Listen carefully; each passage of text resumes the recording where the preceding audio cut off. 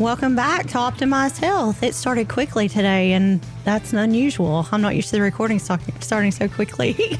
I'm your host today, Mandy Livingston, and with me today is what I like to call my friend, IFBB Pro Matt Davis.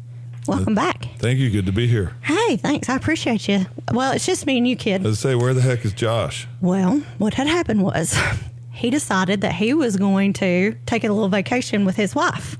So I said, okay.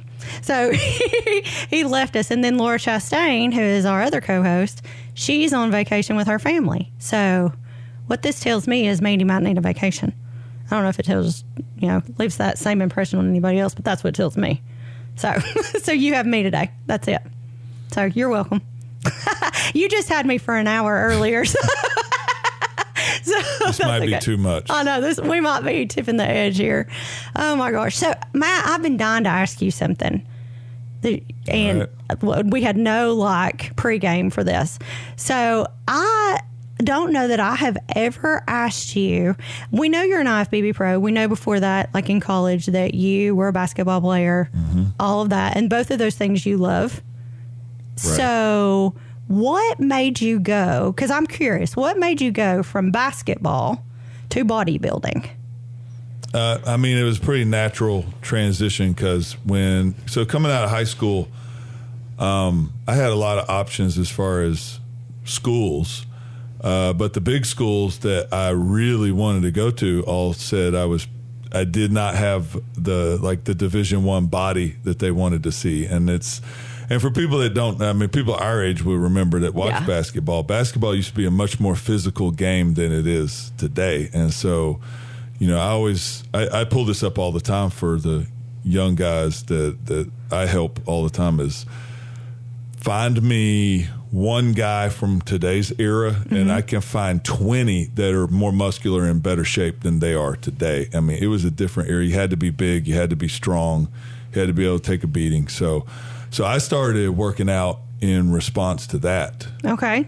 Once I was in college, I knew. And my first year of college, man, I got the crap beat out of me.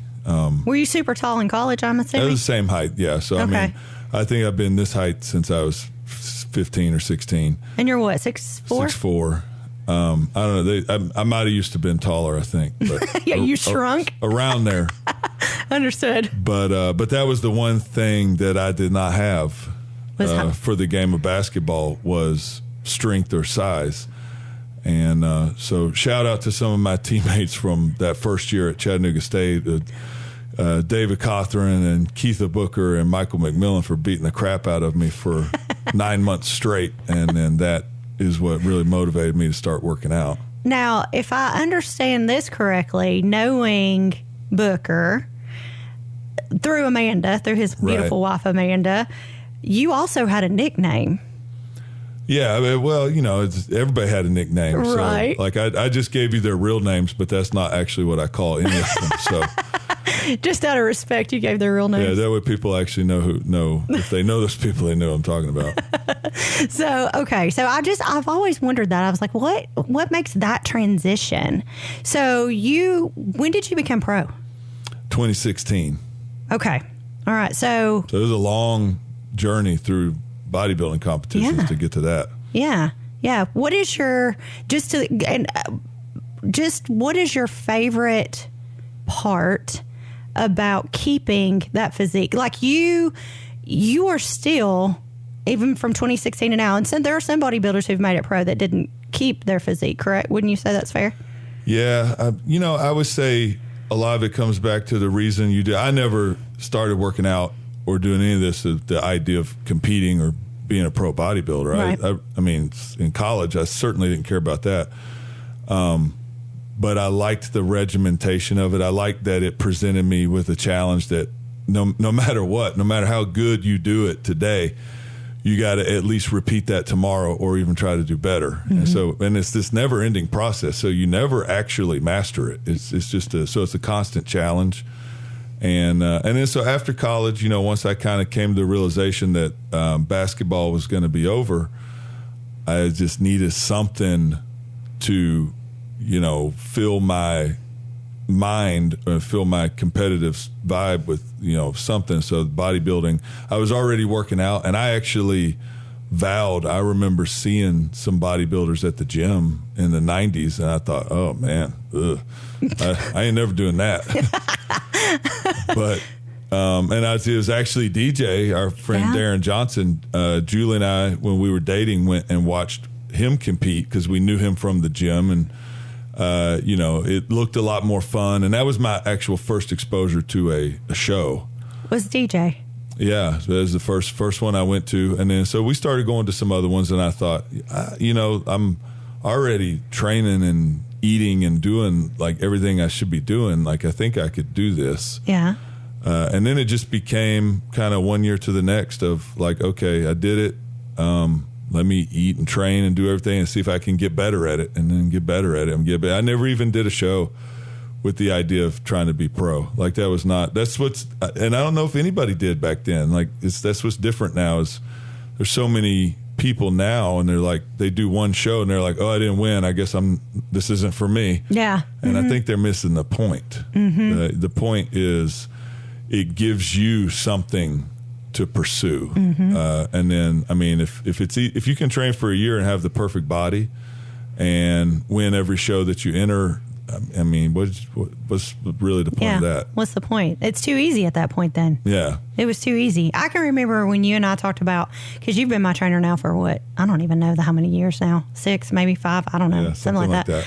And I can remember when I said, okay, I think I'm going to try to do the Chattanooga Fitness Expo. The very first one, the inaugural Chattanooga Fitness Expo. And I was like, okay, this is me against me. You can tell me what to do, but the only person who can win or lose here is me. Oh, yeah. And to me, that's one of the best things about all of this is, and, as you know, that's how I treat my clients. It's probably where Julie and I differ, because she is going to drill Sergeant them, and they're going to stay on their diet because of her, because they don't want to answer to her. Right. And I've seen that in real life. And my approach is I don't really give a crap if you stay on your diet. I'm going to show people how to do it. I'm going to encourage them. But at the end of the day, you're not putting that crap in my mouth. Right. And, I always revert back to, like, we do the things we want to do. Yeah. And there's plenty of things I don't want to do, and I generally don't do them. Yeah. Yeah. But that's what's weird with fitness and trying to get healthy and competing on an extreme end is, like, sometimes people need to just look in the mirror and say, do I even actually want to do this? Or why am I doing this? And if there's any other answer than I want to, and I'm doing this for myself, then I don't think that's the right answer. So it's not to go try to be pro or win a trophy or even impress other people, because all of that's going to fade. Yeah. So yeah, you're right. It's yourself. But if you don't stick with it and you don't do well, it's your fault. But then when you do well, you can take credit for that. Yeah. So all I do is try to create the map or the plan and try to help you build the correct vehicle to get there. Yeah. But at the end of the day, you still got to drive it. Yeah. Yeah. So, I wish people could look at it more that way, because here we are in competition season again.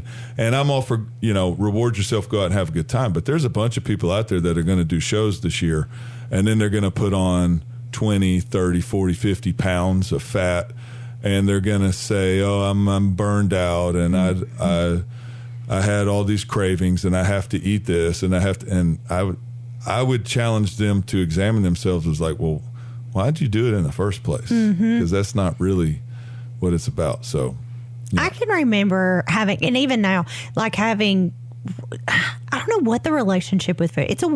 That's just a weird thing. I think it's something that we get ingrained in us very little. Like any celebrating you do, it's usually around food. Family gatherings are around food. It's definitely a cultural thing, and that's probably something I find myself talking about as much as anything. Is how do you deal with the other people in your life? And I don't know. I guess I've developed a different way to look at it, but I don't know why whatever I eat shouldn't hurt nobody's feelings. Right. It's food. But it's a thing. It's a big thing.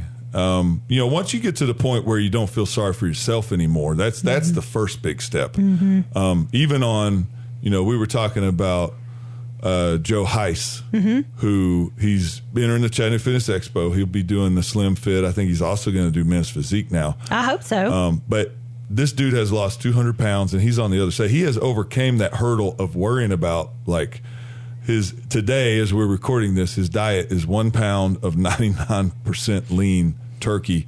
That's it. With no seasoning. That's it. He salt. Yeah. And water. Yeah. That's the diet. That's 4 pounds. Chop that up into 4 meals. That's the diet.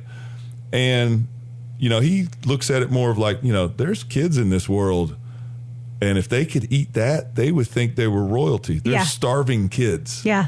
And so I always tell people, you're not actually starving. I had somebody tell me this morning and this dude's eating every 3 hours, but it's chicken and greens or something like that. Yeah. And he's telling me how starving he is. No, you're not actually starving. Look up the definition of starving.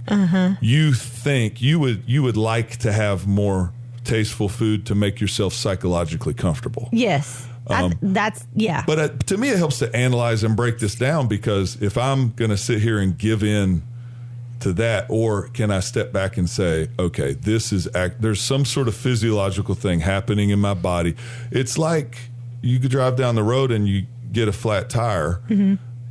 Are you going to go get it fixed, or are you just going to sit around and, my tire's flat and my car's not driving right? No, just address the problem and fix it. And so, we get emotional around food. Yes. But then, that second step is other people want to get emotional. Around once your you food. get over yourself, Yeah. everybody else now has to jump in for whatever reason. So, maybe it's because it's something that they kind of want to do in the back of their head, and it highlights the fact that they're not doing it. Or, I don't really know. I don't understand.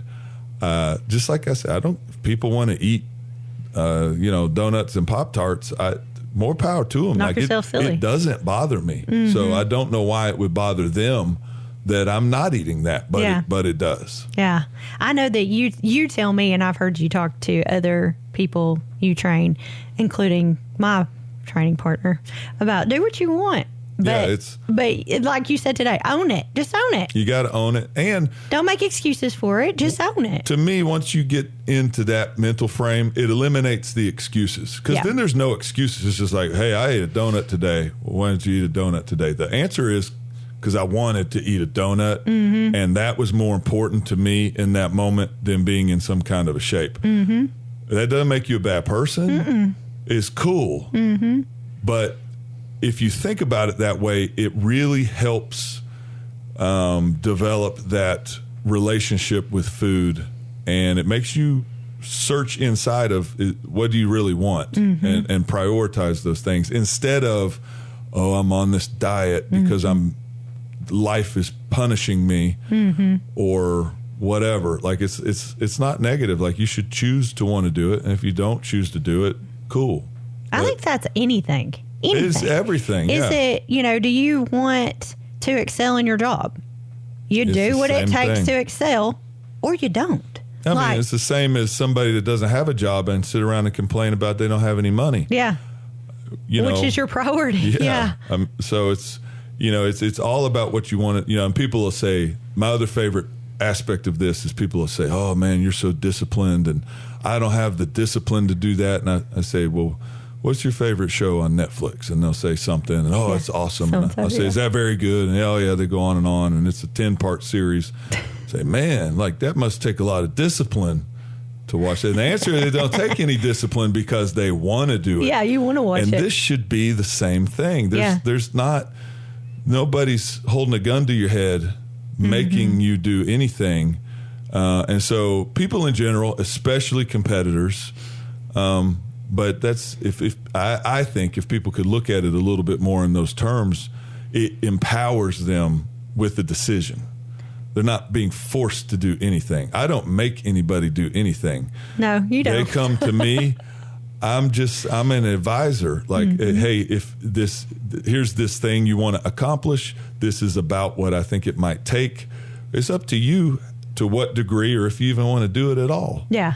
So, that's the psychology of the whole thing is, I think, maybe the most challenging. So I want to pick your brain about something. Social media. So there's so... It's a lot. I know. There's so much in social media. Like, you should do this to get this return. You should do this. You should do that. And it's very 30-second matter of fact. So some of the ones that pop up that I know differently, but at the same time, you have to think, oh, crap, well, is that a thing?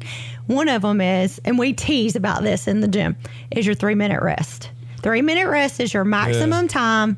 Now, isn't that what it says on social media? 3-minute rest is your maximum time to get the biggest bang for your exercise coming and going. And that's based on a study where they did some different variables. I would say in general, there's a lot of good information on social media. Charles Poliquin used to say the internet, you can get a lot of really good information really fast, and you can get a lot of bad information really fast. I would add to that and say it's all context. Is the reason 3 minutes is better than 2 because they didn't have a group that rested 4 minutes? I mean, the old Soviet, which was purely strength training, they would rest 10 minutes. And I mean, you talk to a lot of powerlifters. I trained with the immortal Sam Bird for a long time. They would rest 20 minutes. In between sets. But now, Sam's got 1,000 pounds on his back. And so, but I guess my message to people would be, don't get so caught up in these. Don't take it as exacts. When you read stuff on the internet or you read stuff from studies, look at those as clues. You're going to learn a lot more with experience and in the trenches and from other people that have experience and in the trenches. That's where the real learning is. I mean, there's a study about everything now. For sure. And then there's a lot of internet sensations that all they do is talk about studies. Like I routinely see Gary Brecka on my Instagram, me. Yeah. He's talking to me on my Instagram about how to build muscle. And I'm like, hold on. You don't have any muscle, and you're telling me? Yeah. But there again, there's context, right? And people would say, "Well, he's not talking to you." And I was like, "Well, it's on my Instagram. Like he should program that crap in. Don't send this to Matt." Or lose fat, or like the list goes on. Yeah. And I pick on him a lot because he does speak in absolutes, like his way or the highway. But that's also an example. And there's a lot of them. Here's what I would say with those people on the internet. I would hope they're trying to be the best example of whatever it is they're preaching. Okay. If it's health, you better be healthier than me for me to get my attention. If it's muscle, you better have a lot more muscle than me, or I don't know. Good luck with that. But that's the way we used to do it in the 90s. And, there was a lot more, all of this stuff. We really have paralysis by analysis at this point because so many people latch on. You can justify anything. If you want to eat Pop-Tarts, there's probably a study that will justify eating Pop-Tarts. Common sense and experience and other people will say that, maybe that's not the best way to get calories. Yeah. And you can name a million examples that are just like that. But the old school way was, I remember, some of your listeners may know, of course, Darren Johnson and Tony McKinney. I mean, in the 90s, those were the two dudes in town that were like the real bodybuilders. And I remember seeing Tony McKinney for the first time because I told you, I saw those other bodybuilders, and they weren't very tall. I'm a basketball player, and I'm trying to be athletic and run and jump, and I see these short, squatty dudes, and I thought, I'm not really into that. Yeah. And then I saw Tony, and he's this tall, big guy, but his physique looked good. It wasn't too, it was just right. And that inspired me. And the first thought I had was like, man, I don't know what he's doing, but that's what I need to do. Mm-hmm. I didn't ask him what double-blinded placebo, like, I don't care about that. Yeah. Because, and that's the other thing, like the people that are talking about that, just look at them and put that into your decision-making process. Mm-hmm. Like I'm a big proponent that you can learn something from everybody, or you can learn what not to do from some people and what to do from other people. Mm-hmm. But we've lost our general sense of how valid is this for me? Yes. In this moment, you know. And I'll go back to, I use Joe as an example a lot because I understand I might not be the most relatable person to general people. Joe was that dude. He was almost 400 pounds during COVID or 2021 and had a really bad episode with COVID, and he's in bad shape. Luckily, he pulled out of it, and he decided he's going to make this lifestyle change. And so in this relatively short amount of time, he has went from that to internally at this point anyway, thinking just like I do. Like and so he's a regular guy. It meant something to him. He did it, and he did it very rapidly, and he's enthusiastic about it. And there again, I go back to he did it because he wanted to do it.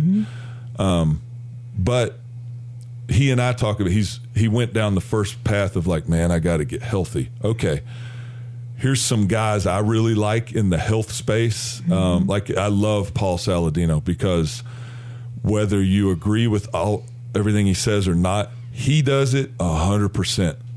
You know, which, you know, he actually just went out to eat with Gary Brecka and them and called him out because Gary took him to a restaurant that served seed oils. And Paul ain't going to let that go. So I love him for that because he is going to die on the hill that he believes in.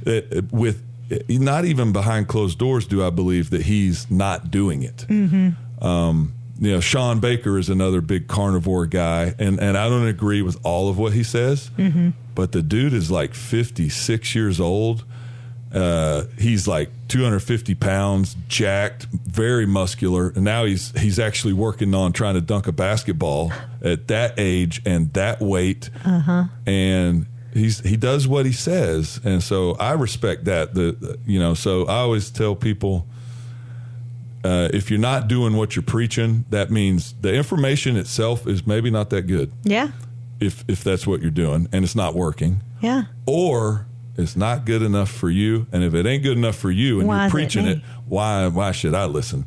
And so if, you know, I don't know, if I was the master of all universes, I would make that a rule where you can't preach unless you're doing the walk. Haven't you had that costume for Halloween when you're Masters of the Universe? Yeah. I thought so. If I could dictate everything, that would be maybe the one thing is like, if you can't do it, you can't be preaching it.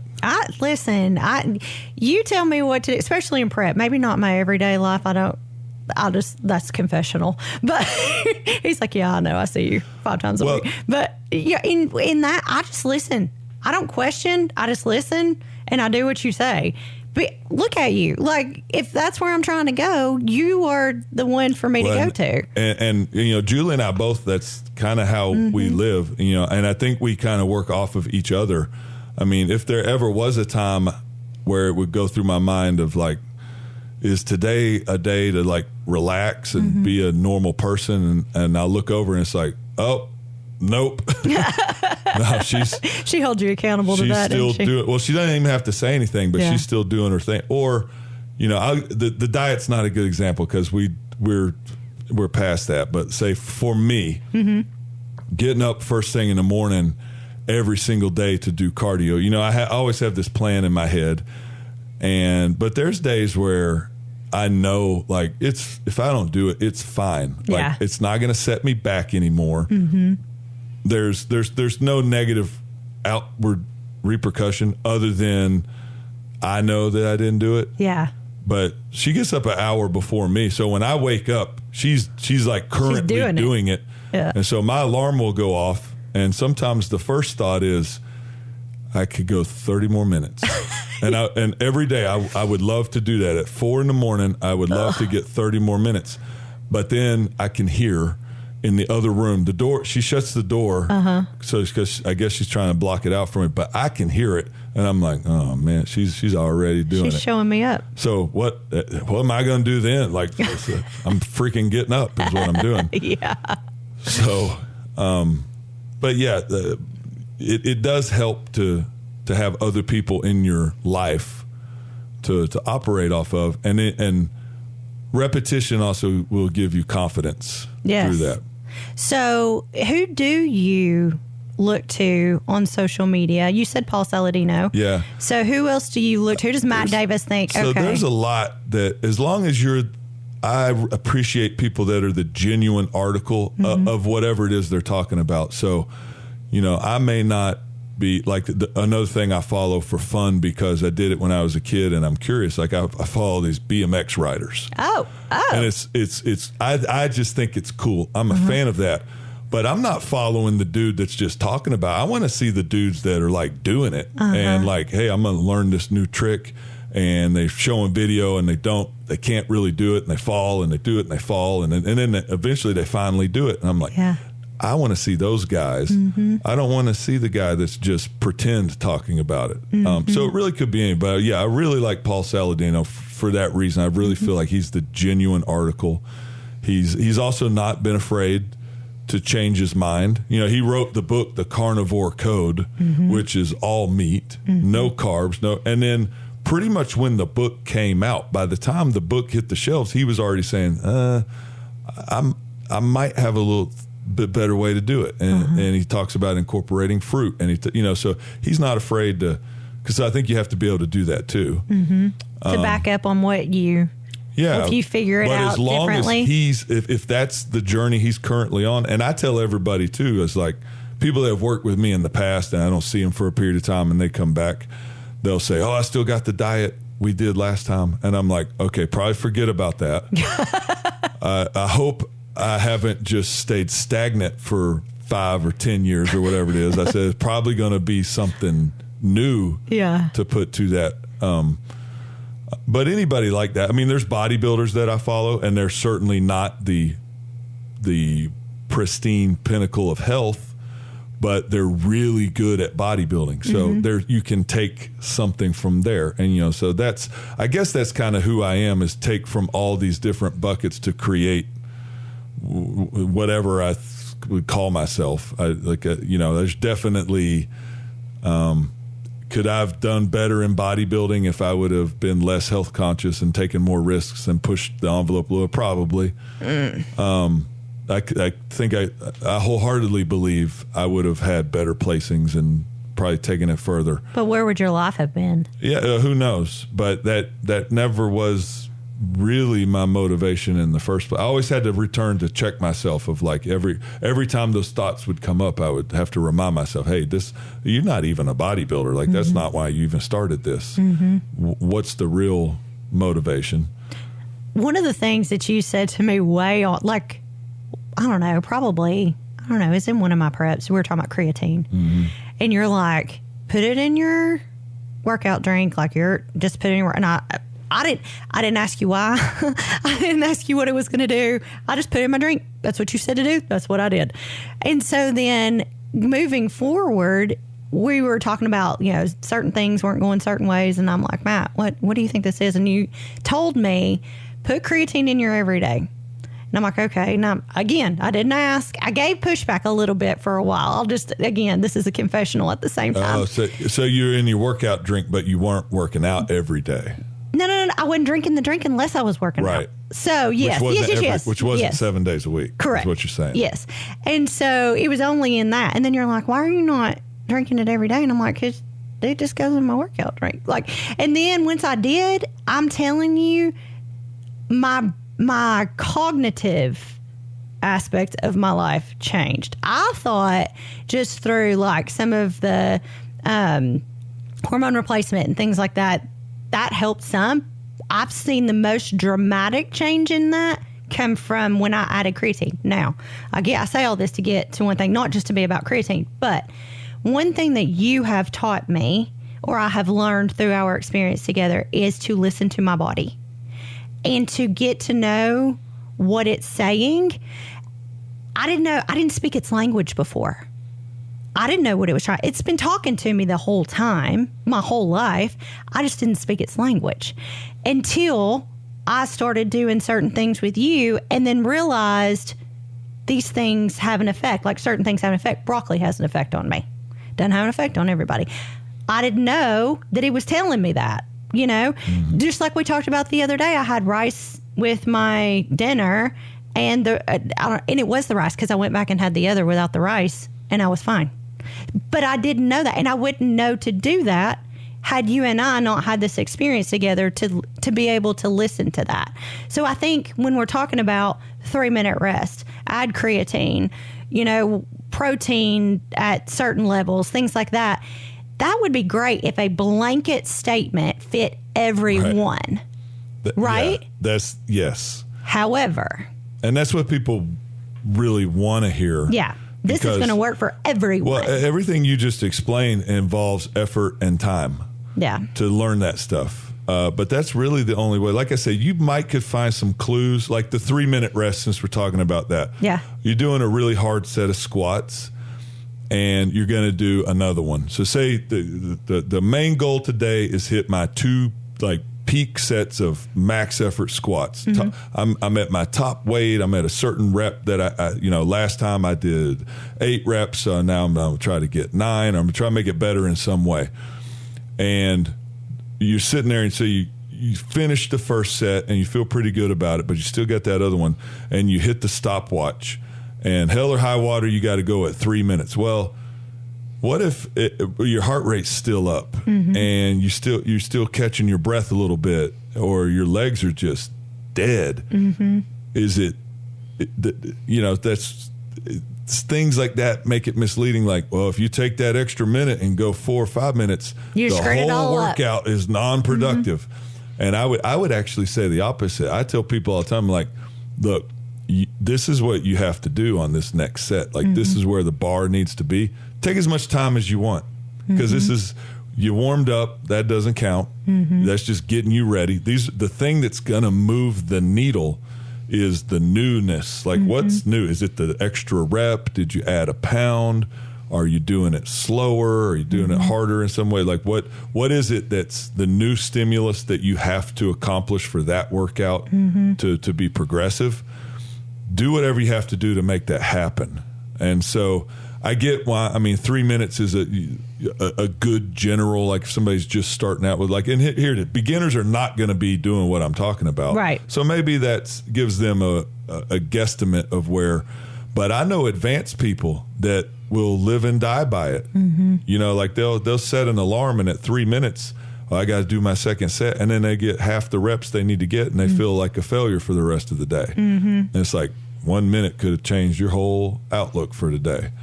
Now, I do understand. Listen, I understand if I'm putting all this effort in with everything, whether, like, we're doing those hip thrusts today, and they literally tore my tail up. Like, for the love of God, it was not my first day doing it. We do it all the time. But for whatever reason today, they were tearing me up. And it's probably because I have more weight today than I normally do. And, just little changes can sometimes make a difference. Mm-hmm. Like, with that specifically, you're used to doing just a regular 20 reps, mm-hmm. and you've done like the 1 1/4, which is I'll give Julie credit. That might be one of her inventions. Yeah. The 1 1/4. Uh-huh. So, I mean, if you really want to be realistic about that, what would that be? It's really 40. Every 4 reps, you're actually doing 5 reps or something like that. Yeah. So you get an extra. Anyway, but you've never done the 1 1/4 for all 20. Correct. I have not done that. So that's a new stimulus. Yeah. And so as subtle as that seems, that's the new stimulus. And if you notice, we warmed up and did that, and then you're done. Yeah. Right? We walked away. We didn't keep going because, check mark, you got the new stimulus. Now, sometimes the new stimulus is like, okay, well, next time if we do that again, you might have to do a second set, uh-huh. and then at some point you may even do a third set. But you're always looking for the new stimulus. Mm-hmm. But that's if people attach to that concept, a lot of this other stuff they see on the internet and studies will start to make sense. As far now, I mean, everybody in the world that follows training stuff, there's this big debate about should you train to failure or do you keep reps in reserve? Yeah. And I think and people argue like to the death about like who's right, who's wrong. Like if you train to failure now, like you're an idiot. and the guys that are the old school guys like me, we're like, well, y'all wusses over here. Y'all can't train to the limit. Like what? And there's an argument for both sides. But the point everybody misses was the set better today than the last time? Because that's all you need. You might have a couple reps in reserve. If you got more, you got more. Or you might have to go to failure to get that new stimulus. But that's the point. So that then eliminates all this smoke in your brain, worrying about all this other stuff about, well, should you really stop 2 reps short, or do you go till it just the machine crushes down on you and you can't move? And you'll find people advocating for both ways, like it's the only way, and both could be good. One, it's what's necessary to get what you're after that day. It could be either situation depending on the context. Everything is context. Everything is. I'm gonna rapid fire you for just a second. So you said for 1 second, you said you look to people who walk the walk and talk the talk. Mm-hmm. I can certify to my death that you walk the walk and you talk the talk. I experience it. I watch, I know you as a friend. I know you as a trainer. You walk the walk, you talk the talk. So if there's somebody who is watching the podcast, listening to the podcast, has seen you before on Optimized Health or any of the other ones, or have seen you at Chattanooga Fitness Expo or competing or even been to the gym, what would you say to that person in terms of what would be their first step to being a better, listening to their body or getting in the reps or, before even getting to that, being able to listen to their body, because that's important. I think that's what we talked about last time, because I always talk about the one thing. Yeah. I had a guy a few months ago and he was drinking 11 sodas a day. Oh my God. And I said, how do his kidneys function? And you got, how many days to work out? How much cardio should I do? How much protein? And I said, hey man, how about this week? Just pull back on those sodas. Just cut them in half. I'm not unrealistic. Let's go from 11 to 5. How about that? And still makes my back hurt. And then get credit to him. He went from 11 to 0, and the ball just started rolling. Okay, great. Now, had he went to the perfect diet and the perfect training program and the perfect cardio, would his outcome in a 2-week time been much different? No. So he would have made 20 changes and the result would have been about the same. But he did the one thing that's the most impactful. The sodas were the most egregious. Did he feel differently after he just did that? I think he felt kind of crappy. Because he had to go through it. He had to go through. That's a lot of caffeine. Yeah. That's a lot. But we talked about that. So he kind of picked up on some other better sources of caffeine, and he eliminated a lot of sugar out just by that. And then we had a conversation of, all right, well, what are these meals? How should that look like? And I gave him just very general parameters, and he basically just went from eating convenience boxed crappy snacks to basically real food. I said, don't worry about the macros, don't worry about it. Just get real food. Get rid of the processed stuff, switch to real food. And then the ball kept rolling for months. And more recently, he's got more regimented with the cardio. He's got more regimented with concerning himself with getting enough protein. He also got his hormones checked, and his testosterone was super low. Tanked. So and there's a take-home message for a lot of people too. He did a lot before he ever even had that checked, and was feeling better. Yeah, was feeling better. Felt like a new person. To the point where, I've seen it enough. I thought, well, your hormones are still going to be messed up, but he didn't think so. He felt so much better than he did previously. He thought, I don't know if my hormones are messed up because I feel pretty good. And so he's just now in that time frame where, that's going to start kicking in. That 3 months. And then that'll go into the next level. And, that will not only, and let's be honest, the results motivate all of us more than anything. Amen. And this is a guy, he came in. I remember we were working on 30-pound dumbbell chest presses. He told me this morning, he said he works a third shift job, and he got weird work schedule or whatever, but he came in at 3 a.m. and he's like, man, I got those 95s. Which is when he's in there by himself, though. He's in there by himself, but he knows how he knows how to do it. But that's just such a long journey of just making small adjustments over time. And I look at that again and say, if he would have been perfect from day one till now, how different is the result?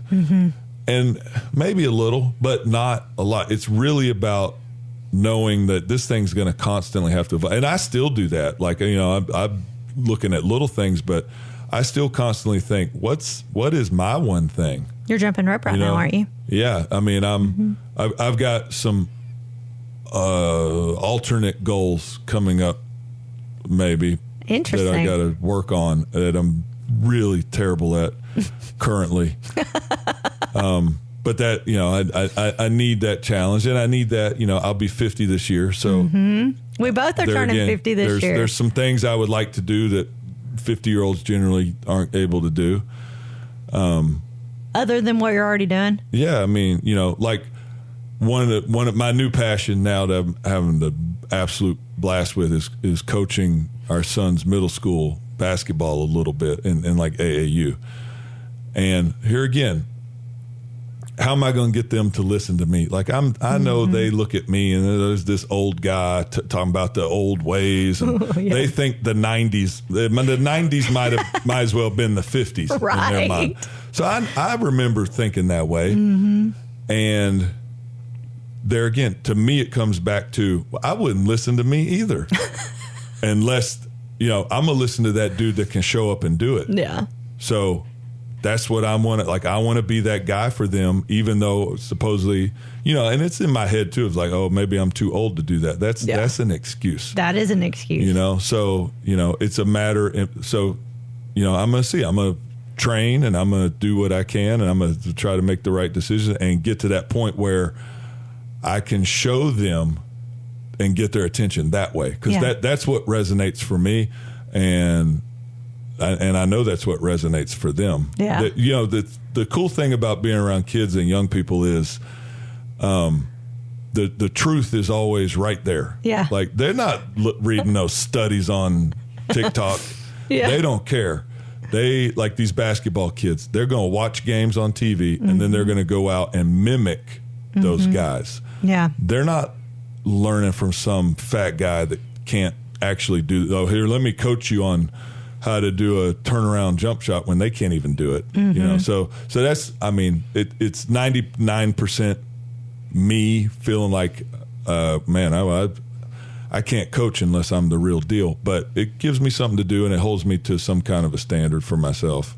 That seems to be a theme with you. Just talking about from college to bodybuilding to, you keep I think that's what resonates standard with me because that's who I want to be around are those guys. And if I was to name a long list of all the people that I've really idolized and learned from, it's all different subject matter, but that's the common thread is they were the real deal. They weren't just talking. They were, that's me and my college roommate, and then the first guy, Mark Douglas, we started a personal training business together in 1998 and opened a gym on Lookout Mountain. Yeah. And that was it's what we always said. We said, don't sing it, bring it. Don't sing it, bring it. And it's man, I look back, it's I've kind of lived my whole life according to that. But I think in 2025 now, that's a big part of what's missing. All these internet armchair quarterbacks on every health thing. I'm like, man, come on. Like you're preaching to people and talking down. And like, I would hope if I was in that position, I'm going to try not to talk down to people. You want to meet them where they're at. Don't make them feel like crap about them. And I get that's their shtick maybe. And that's how now it's not even about the message. It's about how many clicks can you get and how many pop-ups and all this crap. And, it's a game. But I'm looking for the genuine article will always rise to the top, I think. Like all these dudes will be flashes in the pan. It'll be flashes in the pan. Yeah. And we're going to be sitting here, in 10 years and look back and say who were the guys, and it's still going to be, the guys from the 70s, 80s, 90s. That like there's some that'll stick around, and then there's some it's like, oh man, I forgot about such and such because he was a flash in the pan because he wasn't the real deal. What podcast does Matt Davis listen to? Man. If you're going to pick one, if you're going to get in the car and you're like, oh God, I got a 14-hour trip to drive. I know I can stand this for. So I've shifted a little bit. Okay. Just because my wife she listens to. So she now does what I call the learning podcast. Okay. So Sirius. So I at least overhear what she's listening to. And then even if I don't, she'll give me the link. She'll give me the Cliff Notes. Oh, okay. So where I used to really sit and listen to those 3-hour Huberman podcasts. Saladino's pretty long-winded and a lot of those kind of stuff. But I mean, if I had to pick one now, I mean, it would probably be one called It's Just Bodybuilding. Okay. Who's on that? So it's a couple of old guys like me that are retired pros like me. And they probably talk about all this same crap I've been talking about of, You found your people. So you're telling me. Yeah. Which I mean, I've known who these guys are. And I even, we competed one of us competed in the same show together. And it's kind of that close bodybuilding world. So when I found them, I'm like, oh man, that's cool. Let me hear what but they're so laid back. They offer the counterpoint to all of this. So there's kind of this common thread of like, I get we probably also sound like the old get off my lawn. Yeah, so you say Mr. guys. Wilson. Yeah. But you can't argue with the results at the end of the day. No, you can't. I'll give you an example. They do these reaction videos of just what they're getting. Like somebody sends them they'll watch something. a video and react to what they're watching. But they did an old one from like 1998 of Sean Ray, who was a top Mr. Olympia guy, and he's just basically got like 5 plates laid out. This is what I eat during the day, and it was lean chicken breasts with broccoli. Then I eat fish with this little bit of rice after I work out. Then I got steak and broccoli, and then I got a salad with some boiled eggs. Just basic stuff. And he's like, I just eat quality food. And this is one of the best bodybuilders that has ever been on the earth. All-time great. And he goes, I don't know how many calories I get. He goes, I don't count. He goes, I don't even get on the scale. He said, I just look in the mirror and decide if I should tighten it up a little bit more or if I can afford to eat a little bit more volume. But this is the food, and I just eat more or less of it depending on what I want my outcome to be. And I guess to bring this full circle, that very thing is the skill now that people have been robbed of. What is your desired outcome? Is it to really punch a bunch of numbers into an app and say, you did it? Look, like I have people all the time that say, hey, I ran a mile today. Is that good? And I don't know if that's good or bad. I have to say, was your goal to run a mile? If your goal was to run a mile, that's awesome. But if they say, oh, no, I want to lose fat, then I have to say, well, if you lost fat, then that's what's awesome. It's not necessarily like, I don't really care how you did that, but you can get lost in the how and not what the result is. So attaching, there's a skill. You talked about listening to your body. That's a learned skill over time. And if you're only looking at Fitness Pals and Aura Rings and I don't even know whatever else. There's an app for everything. Yeah. And we know people that live on those apps and live and die by these studies, and they just always wind up being frustrated. But that robs them of developing the skill of just like, I do the same thing still. I get up in the morning, I'm like, ugh, yeah, better add a little bit of cardio today because I'm not real thrilled with what I'm seeing. I don't, throw the baby out with the bathwater and go. It's not a mathematical equation. There's an art to it. Maybe that's the way to think about it. It's people want to make it all science, but there's a little bit of an art to it. Agreed. So if Matt Davis is about to do a hard set, you're about to go in, work out by yourself with group, I don't care. What are you listening to? What music's on?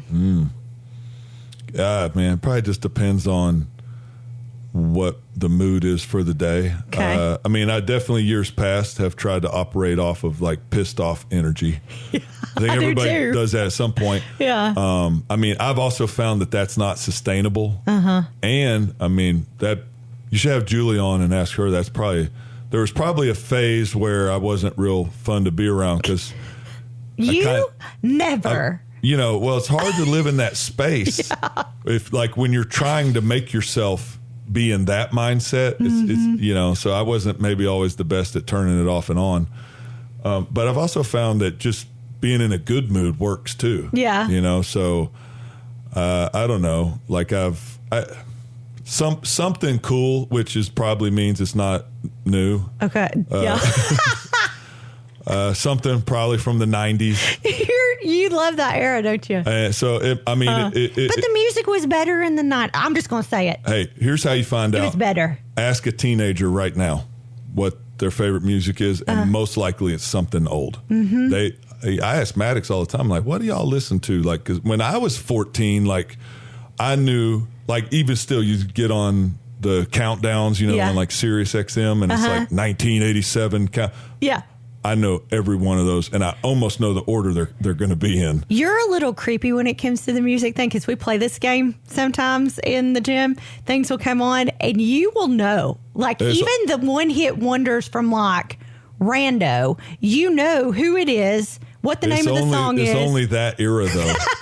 But I think we all kind of did that in that era. The kids don't do that anymore. Like, Maddox, he said they don't even listen to music. I said, because I'm like, what do y'all listen to before the game? What do you listen to on the way to school? And he's like, I don't know. That's weird. So that is strange. You're fun to play the who's this, and Melissa's good at it too, who works out with us. She's good at it too. But I'm just curious. Like for me, it depends on what I'm doing. If I'm doing cardio, it's a tone, I guess, maybe. If I'm lifting heavy, that's like 5-finger death punch. Like, I'm looking for that to kind of energy. If it's, slow and, low and slow, whatever. But it for me, it's a mood. Yeah. Depending on what it is. That's also one of these external stimuluses that we may or may, like I've probably learned that if you always rely on an external stimulus, it runs out. And plus, like, I'm not doing the peak crazy stuff I've done in the past. Yeah.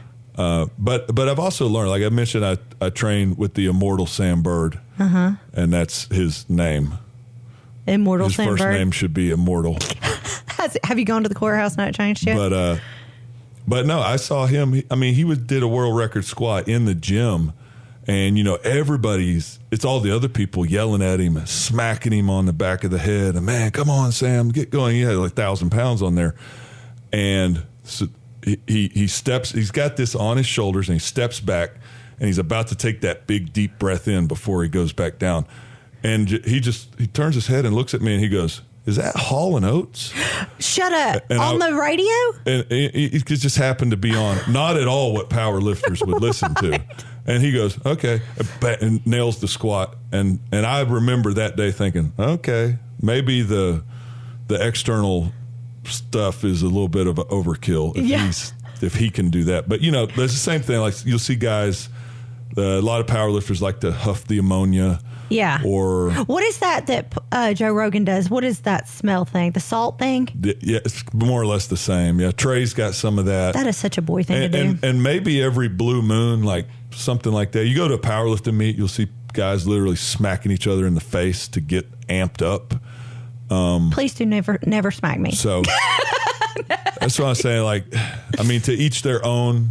Yeah. I think I've kind of resided to get into a place where you just, it helps to be in a good mood. I don't know that you have to be radical. Yeah. So do whatever works, I think. All right. So this is my last one for you. Out of all of your accomplishments, what is the one thing through your whole life, the whole 49 years, because you're not 50 yet, what is the one thing you're the most proud of? I mean, Julie and the kids is obviously the first thing. I mean, and I know everybody says family, but I kind of look at that and I'm like, I'm a little proud of myself for somehow pulling that off. Because, I mean, I know I've told you guys the story, but I mean, when Julie and I met, I mean, I was a bum. Like I was like 1 year out of college, sitting around the gym. Like I'm a personal trainer that has no clients. Uh-huh. And I'm young. I'm not the high guy on the pole of trainer. There's other trainers that anybody, like the way things worked back then is all the trainers are independent contractors. Mm-hmm. So you as the customer walks in the gym and you look around and you're like, I'm going to train with that guy. I'll take that one. Yeah. And so you better have the goods and you better be good because they could say, oh no, I'm going to go with this guy. Yeah. And so that's how it was. So I was trying to build myself into that. So moral of the story, I had no money. I rode a bicycle to me and my buddy. Yeah. Lived around the corner. I don't know if I should even say, I don't want anybody to cast judgment on anybody current, but have you ever heard of a street called Delashment? Yes, I know exactly where Delashment is. Anyway, we had not the best apartment in this area of town.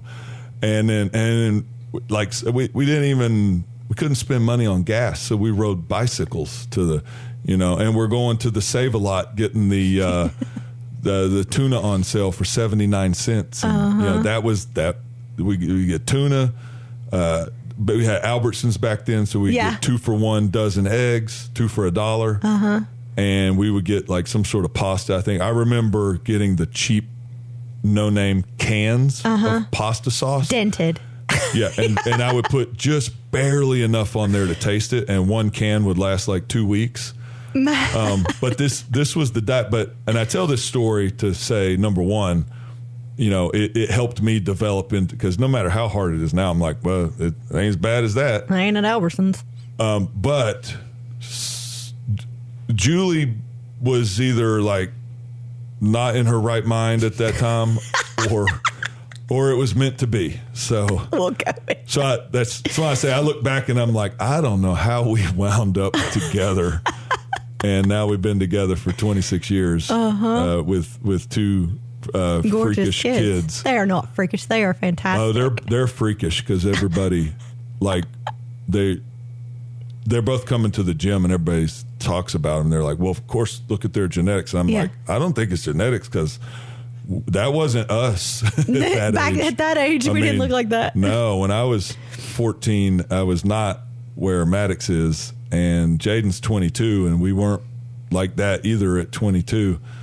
But they've learned habits. But I that's my most proudest for sure is seeing them grow up to turn into whatever they're turning into. Mm-hmm. And then all the other stuff. I wouldn't have the bodybuilding either without Julie, because we did our first show together. We went and watched our first show together. Yeah. And then we trained and we did our first show together. And, everybody, I'm the coach that coaches everybody, and I coach the other coaches a lot of times. Mm-hmm. But that's who I've always had. So the people that are around her and have trained with her, they realize, so anything that I've done is like I've had the best coach beside me the whole way. Yeah. So that's been a big advantage. So that's really the the foundation of everything, I think. So I could name 20 things I'm proud of, but that's the foundation of all of it. I love that. And you have a wonderful family. I have the privilege of knowing them, and you have a wonderful family. So I will say this to conclude. I am super proud that you are my friend, and I'm super proud that you're my trainer. So thank you for joining me by myself. Oh, thank By you. myself. Yeah, we have to give Josh a hard time for I'm always up for that. Like, when can we do it? I'm up for it. We can leave here and go find him for all that matters. But until next time.